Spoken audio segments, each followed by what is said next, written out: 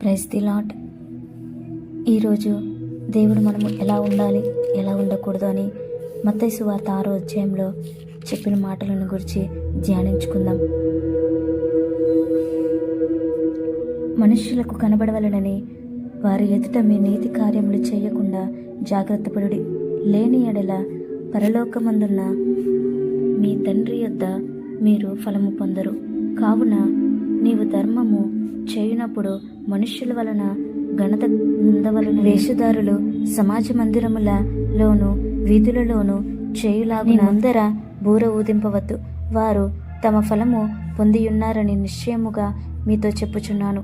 నీవైతే ధర్మము చేయనప్పుడు నీ ధర్మము రహస్యముగా నుండు నిమిత్తము నీ కుడి చేయి చేయునది నీ ఎడమ చేతికి తెలియక ఉండవలెను.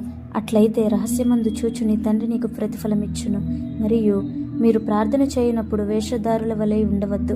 మనుషులకు కనబడవలనని సమాజ మందిరములోను వీధుల మూలలలోనూ నీవు ప్రార్థన చేయుట వారికిష్టము. వారు తమ ఫలము పొందియున్నారని నిశ్చయముగా మీతో చెప్పుచున్నాను. నీవు ప్రార్థన చేయనప్పుడు నీ గదిలోకి వెళ్ళి తలుపులు వేసి రహస్యమందున్న నీ తండ్రికి ప్రార్థన చేయము. అప్పుడు రహస్యమందు చూచు నీ తండ్రి నీకు ప్రతిఫలమిచ్చును. మరియు మీరు ప్రార్థన చేయనప్పుడు అన్యజనుల వలె వ్యర్థమైన మాటలు వచింపవద్దు. విస్తరించి మాటలాడుట వలన తమ మనవి వినబడునని వారు తలంచుచున్నారు. మీరు వారి వలె ఉండకుడి. మీరు మీ తండ్రికి అడుగక మునిపే మీకు అక్కరగానున్నవేవో ఆయనకు తెలియను. కాబట్టి మీరిలాగూ ప్రార్థన చేయుడి. పరలోకమందున్న మా తండ్రి, నీ నామము పరిశుద్ధపరచబడునుగాక. నీ రాజ్యము వచ్చునుగాక. నీ చిత్తము పరలోకమందు నెరవేరునట్లు భూమి యందును నెరవేరునుగాక. మా అనుదిన ఆహారము నేడు మాకు దయచేయము. మా రుణస్తులను మేము క్షమించి ఉన్న ప్రకారము మా రుణములను క్షమింపుము. మమ్మును శోధనలోనికి తేక దుష్టుని నుండి మమ్మును తప్పించుము. మనుష్యుల అపరాధములను మీరు క్షమించిన ఎడల మీ పరలోకపు తండ్రియు మీ అపరాధములను క్షమించును. మీరు మనుష్యుల అపరాధములను క్షమింపకపోయిన ఎడల మీ తండ్రియు మీ అపరాధములను క్షమింపడు. మీరు ఉపవాసము చేయనప్పుడు వేషధారుల వలె దుఃఖముఖులై ఉండకుడి. తాము ఉపవాసము చేయుచున్నట్లు మనుషులకు కనబడవలనని వారు తమ ముఖములను వికారము చేసుకొందురు. వారు తమ ఫలము పొందియున్నారని నిశ్చయముగా మీతో చెప్పుచున్నాను. ఉపవాసము చేయనట్లు మనుషులకు కనబడవలనని కాక రహస్యమందు నీ తండ్రికే కనబడవలనని నీవు ఉపవాసము చేయనప్పుడు నీ తల అంటుకొని నీ ముఖము కడుగుకొనుము. అప్పుడు రహస్యమందు చూచుచున్న నీ తండ్రి నీకు ప్రతిఫలమిచ్చును. భూమి మీద మీకు ధనమును కూర్చుకొనవద్దు.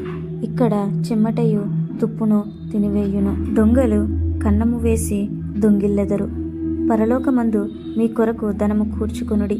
అచ్చట చిమ్మెటయైనను తుప్పైనను దాన్ని తినివేయదు. దొంగలు కన్నము వేసి దొంగిల్లరు. నీ ధనము మెక్కడ నుండునో అక్కడనే నీ హృదయము ఉండును. దేహమునకు దీపము కన్నే గనుక నీ కన్ను తేటగా ఉండిన ఎడల నీ దేహమంతయు వెలుగుమయమై ఉండును. నీ కన్ను చెడినదైతే నీ దేహమంతయు చీకటిమయమై ఉండును. నీలోనున్న వెలుగు చీకటి అయ్యుండిన ఎడల నీ చీకటి ఎంతో గొప్పది. ఎవడును ఇద్దరు యజమానులకు దాసుడుగా ఉండనేరడు. అతడు ఒకని ద్వేషించి ఒకని ప్రేమించును, లేదా ఒకని పక్షముగా నుండి ఒకని తృణీకరించును. మీరు దేవునికి సిరికిని దాసులుగా నుండనేరరు. అందువలన నేను మీతో చెప్పునదేమనగా, ఏమి తిందుమో ఏమి తాగుదుమో అని మీ ప్రాణమును గూర్చి అయినను, ఏమి ధరించుకొందుమో అని మీ దేహమును గూర్చి అయినను చింతింపకుడి. ఆహారము కంటే ప్రాణము, వస్త్రము కంటే దేహమును గొప్పవి కావా? ఆకాశ పక్షులు చూడుడి, అవి విత్తవు, కోయవు, కోట్లలో కూర్చుకొనవు, అయినను మీ పరలోకపు తండ్రి వాటిని పోషించుచున్నాడు. మీరు వాటికంటే బహుశ్రేష్ఠులు కారా? మీలో ఎవడు చింతించుట వలన తన ఎత్తు మూరడెక్కువ చేసుకొనగలడు? వస్త్రములను గూర్చి మీరు చింతింపనేలా? అడవి పువ్వులు ఎలాగూ నెదుగుచున్నవో ఆలోచించుడి. అవి కష్టపడవు, ఉడకవు, అయినను తమ సమస్త వైభవముతో కూడిన సొలొమోను సహితము వీటిలో నొకదానినైనను అలంకరింపలేదు. నేడుండి రేపు పొయ్యిలో వేయబడు అడవి గడ్డిని దేవుడిలాగూ అలంకరించిన ఎడల అల్ప విశ్వాసులారా, మీకు మరి నిశ్చయముగా వస్త్రములు ధరింపచేయునుగాక. కాబట్టి ఏమి తిందుమో, ఏమి తాగుదుమో, ఏమి ధరించుకొందుమో అని చింతింపకుడి.